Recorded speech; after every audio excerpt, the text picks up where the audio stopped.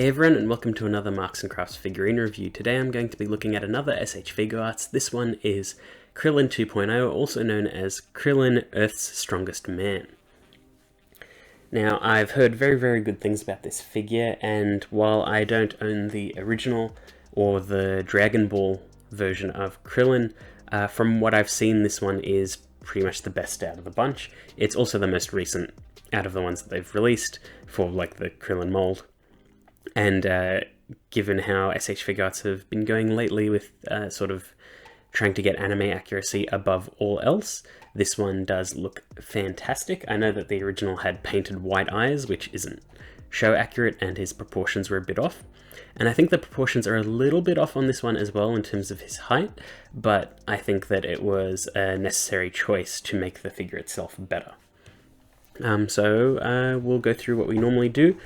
So you can see the window on the front of the box, you can see the promo art on the front, you can see more on the side. Dragon Ball ones always do this sort of like comic booky panel thing, at least ever since they sort of started doing the 2.0 figures. Then you've got more promo images on the back, and you can see sort of what poses we can get him in, what he sort of looks like, as well as the accessories we get. So you can see it comes with a Destructo disc, a bunch of faces, sensu beans, and yeah, it looks pretty good. Then it's just white on the side with his name printed in English and Japanese, and the S.H.Figuarts brand.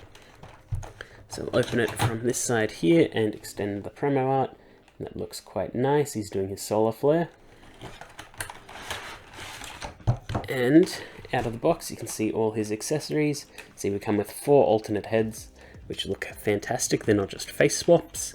Get a bunch of different hands. We get the sensu beans, and a hand holding it, so it's all one piece. And on the back you can see we get the Destructo disc, which is also cool, because we don't get a ton of accessories like effect-wise for S.H.Figuarts, and this is a pretty damn iconic accessory, so I'm glad we've got it.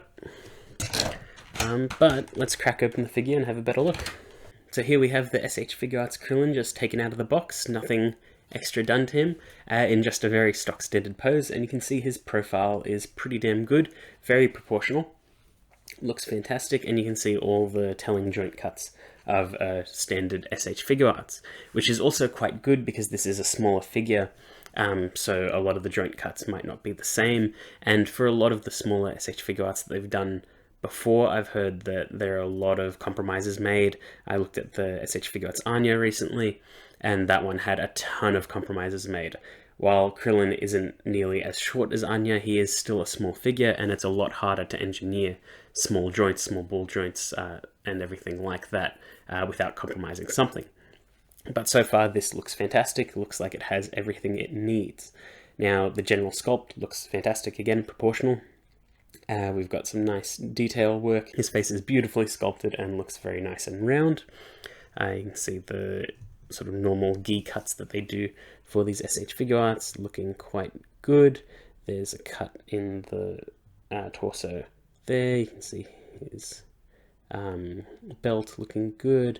His boot design is slightly different to Goku's, so you can see that they've paid attention to what makes Krillin different. Shorter arms, not as bulky, and just a completely different profile, but still sharing a lot of the same traits as a normal S.H.Figuarts. Paint-wise, all of the faces are printed perfectly. They just look fantastic. There's not a lot that can go wrong, but if something did go wrong, you'd notice it. Case in point, that little black bit in his ear. But everything else just rubs off just fine. So that looks quite good.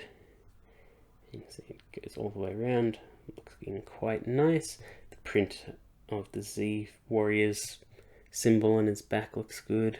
I don't know what any of the symbols mean, I just vaguely remember that it changed throughout the series for Goku, but not so sure for the others.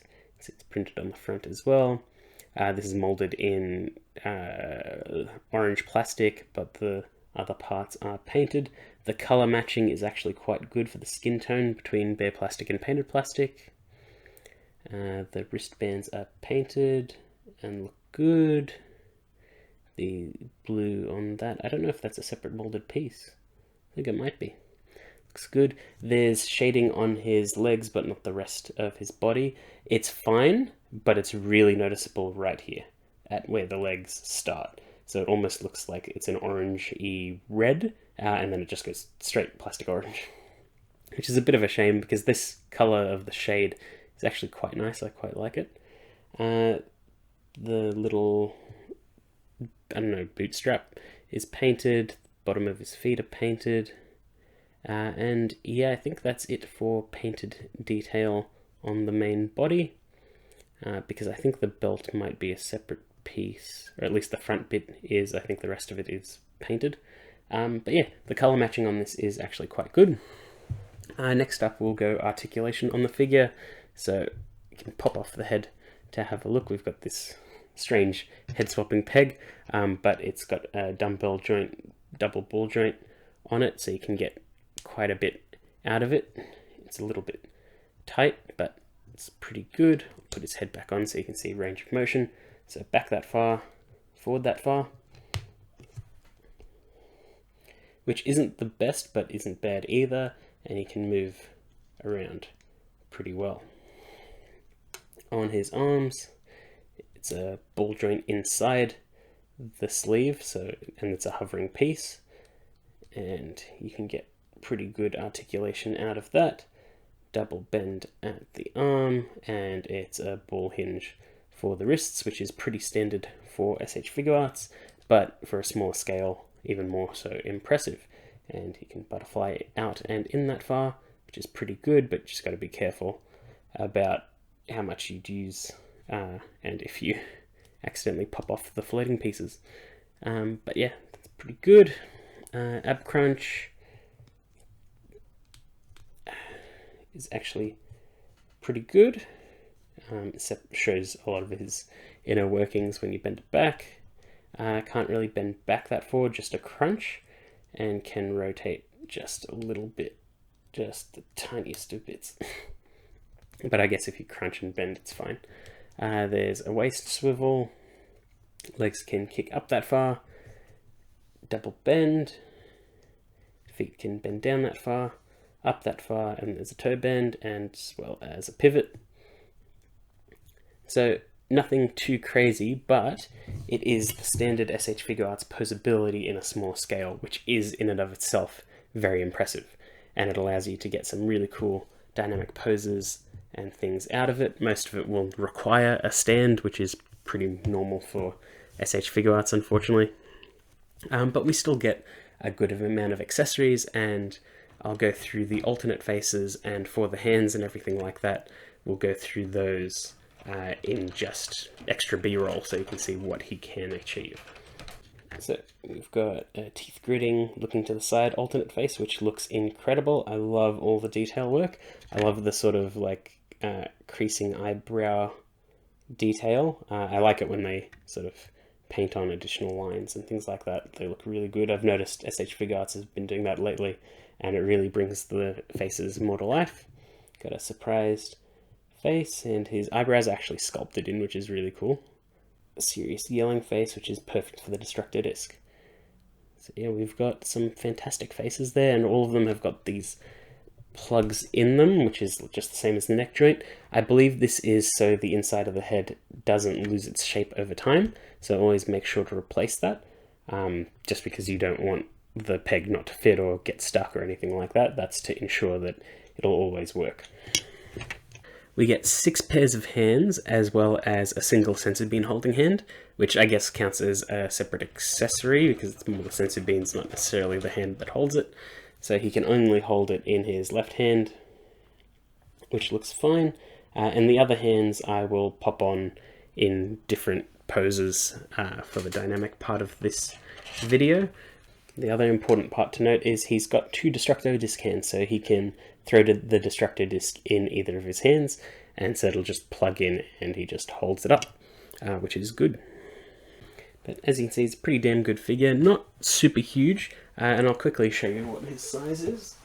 So here he is next to the HG Gundam Aerial, and HG Gundams are typically the standard S.H.Figuarts size, so you can see he sits just a little bit shorter than a standard figure, so that's why I said like he's proportional to himself, but I don't think he's like to scale, but I don't think that matters all that much. And here we have S.H.Figuarts Anya, who is incredibly tiny, so you can see how much taller Krillin is compared to her, and the compromises that were made for Anya but not for Krillin, just because Krillin is big enough that we can fit all those really cool joints in. But overall, Krillin 2.0 is a fantastic figure, really, really good. I love what they've done with this. I love Dragon Ball, and it's pretty much the perfect execution of Krillin. I really wanted a Krillin figure in my collection, and this one is pretty much the best that I'll probably get. So I'm glad that the first one I got is also the best one. But yeah, that's pretty much it. I hope you enjoyed that video, and I will see you all next time.